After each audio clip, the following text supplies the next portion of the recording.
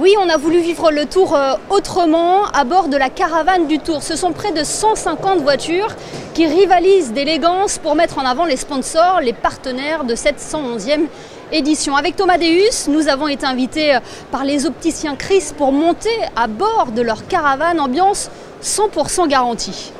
Ils sont ensemble depuis 20 étapes et s'apprêtent à vivre la dernière ensemble. Les 500 personnes mobilisées sur la caravane du Tour ont vécu une aventure formidable, elles qui sont si attendues sur les routes du Tour. Ce moment est un spectacle à part entière de la Grande Boucle. Il a pour mission de mettre l'ambiance avant le passage des coureurs cyclistes. Sur la route, on est 2 heures avant les coureurs et voilà, 49% du public vient pour la caravane. Donc c'est une partie prenante du Tour.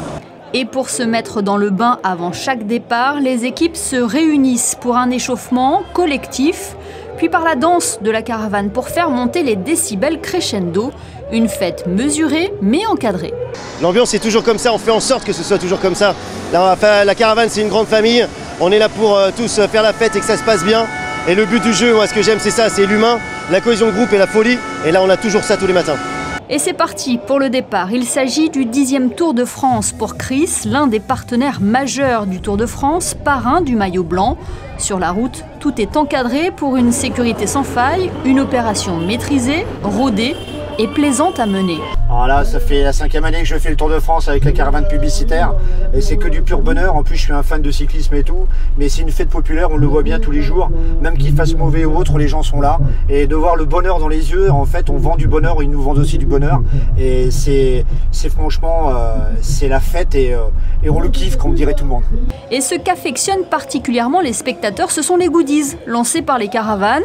Le Bob remporte tous les suffrages. Chris a même consacré un véhicule à cet accessoire emblématique du Tour. Des simples curieux aux fans de la petite reine, à chacun sa technique pour faire le plein de produits dérivés. On a tendu les bras, on a crié, on a dit à nous et ils nous ont lancé. Après c'était aussi de la chance. J'ai reculé d'1 mètre et ils ont balancé tout sur moi. J'ai essayé à me mettre derrière parce que peut-être il y avait des trucs qui allaient derrière, des t-shirts, des bonbons, tout ça. Ce qui m'a surpris, c'est surtout dans les cols de montagne où les gens sont vraiment hyper resserrés sur la route et vraiment on peut à peine passer la voiture et les gens sont hyper proches et je pensais pas qu'on allait être autant au contact du public finalement.